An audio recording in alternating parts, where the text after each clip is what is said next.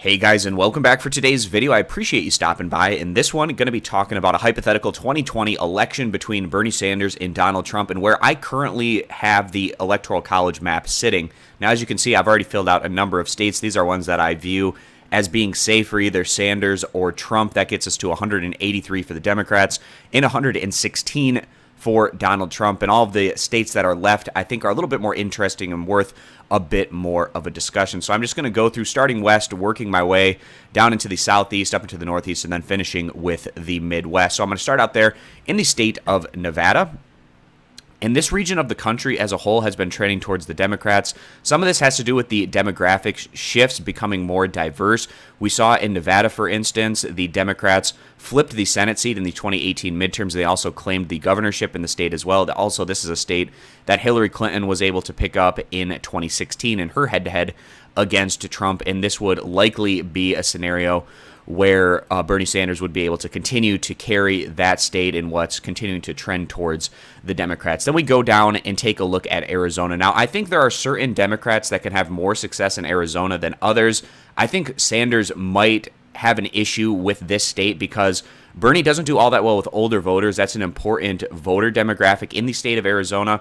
And also, based on what we've seen, it's been more centrist, corporatist type Democrats that have had success in the state. We saw that in 2018 with Sinema winning that Senate seat as a Democrat. And historically, this has been more of a Republican-leaning state.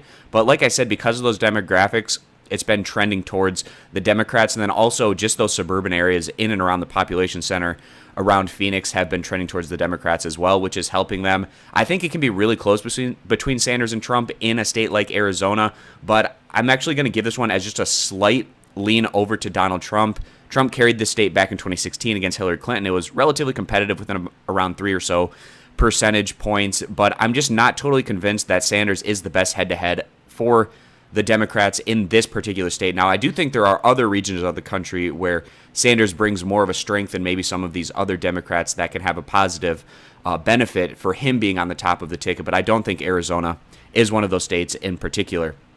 And kind of a similar theme to Arizona, I also think that Florida would be a slight lean to Donald Trump. He picked up the state in 2018 by about 1 percentage point over Hillary Clinton, but Sanders, if we take a look at those 2016 primaries, he got absolutely crushed in the state by Hillary Clinton on the Democratic side. And then on top of that, this is another state where that older voter demographic is important, where Sanders doesn't do very well with those particular aged voters. And I think that also probably gives a slight lean to Trump in the state of Florida in that head-to-head as well. But then moving back over here to the Southwest, New Mexico has been a state that's been trending really well for the Democrats, and it feels like it would likely be a pretty safe one for Sanders to continue to pick up. We saw in 2018, the Democrats won all of the congressional districts in the state and the statewide elections, and then we also saw Clinton win the state back in 2016. And then Colorado, kind of a similar theme to New Mexico, but maybe not quite as safe for the Democrats as what we've been seeing from New Mexico, but trending towards the Democrats.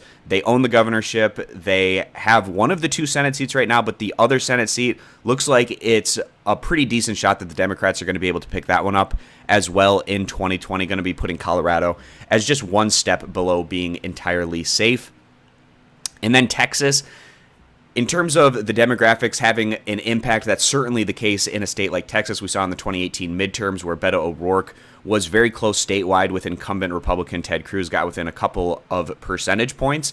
And this is a state that's feeling like it's going to continue to get more and more competitive as we work our way through the next decade. But at this point in time, still going to be giving it as a lean over to the Republicans in a head-to-head between Sanders and Trump. We've seen extremely competitive polling out of the state of Texas between these upper-tier Democratic hopefuls and Donald Trump, and it's definitely one to keep an eye on for 2020, not just in terms of the presidential election, but also the Senate and some interesting House races on top of that. Now, I want to talk about 2 more consistently Republican states that we have here, Montana and Kansas, but I still feel like they're worth at least a little bit of a discussion. So Montana, they can elect Democrats statewide. We see this with John Tester, for instance, in the Senate. Governor Bullock, who's right now running to try to get that presidential nomination, which seems like a fruitless endeavor on his point. It seems like, at least for the Democrats, Bullock would be in a much better situation to run for that Senate seat, for instance, in 2020, and that could be really competitive and possibly a seat that the Democrats could pick up. But in Montana, you need a certain kind of Democrat to succeed, somebody who's viewed as uncorrupted, working for the middle class or the lower class. These are the kind of Democrats that can succeed here. Hillary Clinton was not that candidate. She was absolutely demolished by Trump in 2016. I think Sanders makes things a lot more interesting, but still just going to be giving this one as one step below safe for the Republicans and continuing to give that to Trump. And kind of a similar situation that we have in Kansas. So we saw in 2018, the Democrats actually won the statewide election for the governorship, and we could find maybe a relatively competitive Senate race here for 2020. It's an open seat, and the current Republican has really poor approval numbers. He's not going to be running for re-election, but if it's Kobach, for instance, on the Republican side, that can make things a dream scenario for the Democrats to try to pick that one up. We'll see what ends up being that head-to-head matchup. But Kansas is a state that has soured a little bit on the Republican Party in contrast to a lot of these other areas within the Great Plains, given what the former Republican governor did, particularly in the state of Kansas, and that can make this result perhaps a little bit more interesting, maybe within single digits and a bit more competitive.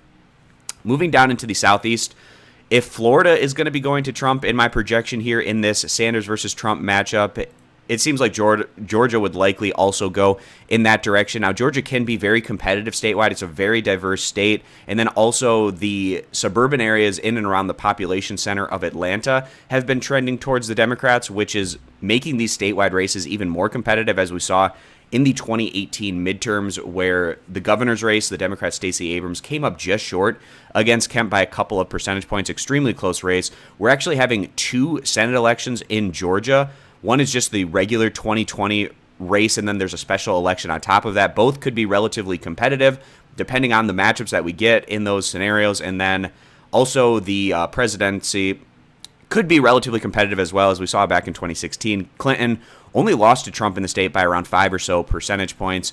Still going to be giving this one as a lean over to Trump, though, in this head-to-head matchup, especially with already giving Florida to Trump in what's likely to be even more competitive than even what you would consider Georgia to be. Now I'm going to move up into the Northeast here, and particularly for Bernie Sanders, out of all of the Democratic candidates, maybe you could also throw Elizabeth Warren into this mix because she's the senator from Massachusetts, but I don't think any of them can do better than Sanders in this region of the country. So that includes New Hampshire. I think would be pretty much a lock for the Democrats. It's the neighboring state to Vermont, and Sanders did really well in the state if we look back at the 2016 primaries and his head-to-head against Hillary Clinton. And then also the state of Maine, statewide, I think would be really safe for Sanders. And then the 2nd congressional district, I think it would just be as a slight lean. It's the much more Republican district in the state of Maine, but I still think I would give it as a slight lean over to Sanders in what would be likely a competitive result. As we saw in 2018, the Democrats were actually able to flip the 2nd congressional district from an incumbent Republican to the Democrat that was able to win it, and it's likely to be a relatively competitive race as we go towards 2020. Now moving into these key states here, North Carolina and Virginia. So I'll start with Virginia. This has been a state that's been trending really well towards the Democrats. They just claimed all 3 chambers of their state, a situation where they had the governorship, they flipped the Senate as well as the House. That's the election that we just had. The Democrats won this state back in 2016. Tim Kaine was a helpful component of that, but given how this state has been trending, going to be giving it as just a step below being solid for the Democrats, as it still will likely be relatively competitive. But given how we've consistently seen the statewide races, specifically in a state like Virginia, trending in recent years, feels like it's going to be a relatively safe one for the Democrats in 2020. And then North Carolina, basically about as true to a toss-up as you can probably get heading towards 2020, but I'm going to be giving this one as a slight lean over to Trump. He won it over Hillary Clinton in 2016 by around 3 or 4 percentage points, right about that range. The polling that we've seen has been extremely close between Sanders and Trump out of the state. Still just going to be giving a slight lean to Trump in this one, and like what's likely to be a very competitive race. Moving over to Nebraska's 2nd congressional district, this is one where I think Bernie Sanders can actually pick up and maybe be a lean to the Democrats. Out of all of the districts in the state of Nebraska, this is the one that the Democrats can absolutely claim. We saw in 2018 they ran a progressive who didn't have a ton of financial backing behind her candidacy. She was a Justice Democrat, very similar in terms of her message aligning with somebody like a Bernie Sanders. She came up just a couple of percentage points short against the incumbent Republican, and this is a seat that the Democrats have their eye on to flip for the Congress in 2020. I think that they have a decent shot at doing that, and I think if that would be the case, Sanders would probably be able to carry that particular district as well. And then we get into the meat and potatoes here of the Midwest plus Pennsylvania, which is kind of a similar voter demographic to what we get in some of these other areas. And basically, the 2016 election came down to this group of states. And I think this is where Sanders has the strongest case, perhaps out of all the Democrats, to find success. Working class white voters in this part of the country really like Bernie Sanders, and we saw this carry over into the 2016 primary situation, and his head-to-head against Clinton did very well in a lot of these states, especially the ones that had open primaries and allowed independents, working class independents vote. That put Sanders over the line in a lot of these instances, specifically in states like Wisconsin and Michigan. So I'm going to start here with Iowa. Trump has really terrible approval numbers in Iowa, even worse than states like Ohio and Pennsylvania. Democrats are spending a ton of time right now in the state as we get prepared for the first caucus that we're going to have, and I think that can also have a carryover positive effect into the 2020 elections. And let's not forget, Iowa, it did go for Trump by a good margin in 2016, but just going back the two prior election cycles, Obama was able to carry the state in 2012 and 2008. I actually think that Iowa would be a slight lean over to Bernie Sanders in what would likely be a very competitive situation. Moving up to Minnesota, going to be giving this one as just one step below being safe. In 2018, the midterms, the Democrats dominated in the state, winning the 2 Senate elections as well as the governorship. And out of all these Midwestern states, the only one that you'd put further to the left is probably Illinois, other than a state like Minnesota. And then also in 2016, of course, the caucus that they had at that point in time, Sanders absolutely crushed Hillary Clinton in that particular race. And then moving into a state like Ohio, we've actually seen some polling coming out over the past couple of months where Sanders actually has a lead over Trump in that head-to-head scenario. And I think that Sanders can do well enough among the working class voters, those union voters, those that view Sanders as somebody who's uncorrupted, where they didn't have that view of somebody like a Clinton who they viewed as more of an elitist. I think that has a huge impact, and I actually think that Sanders would be able to bring Ohio back into the fold. After the Democrats had won it in 2012 and 2008, they lost it in 2016 with the wrong type of candidate. I think with the right type of candidate, they'd be able to claim it here going into 2020. And then that gets us to Wisconsin, Michigan, Pennsylvania, where the election was decided in 2016. Wisconsin and Pennsylvania by about 0.7 percentage points and Michigan by 0.3 percentage points. And that was with Hillary Clinton on the ticket. I think Sanders is a much better Democrat to run in this particular region of the country. His populist progressive message plays very well with these types of working class Rust Belt voters, and I think that's enough to get him over the line. You don't need that much of a change in these states for the Democrats to be able to pick him up over Trump, and I think Sanders is the candidate that could do that. And I actually give Michigan as one step further than even Wisconsin and Pennsylvania. Now, also these 3 particular states, in 2018, in the midterms, the Democrats dominated here, where they won all 3 statewide Senate races, all 3 statewide governorships.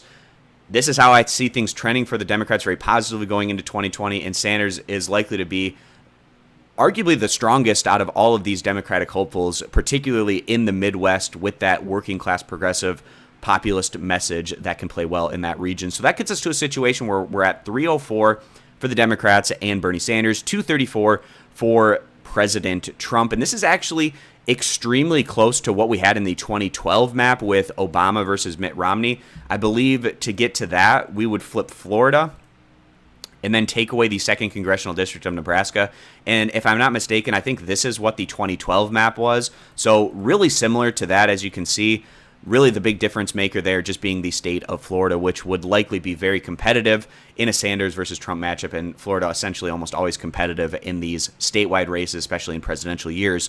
So that's where I have the map, and if you like this kind of content, I really appreciate you stopping by and consider subscribing for more of these types of videos in the future, and I hope to see you guys back here for my next video.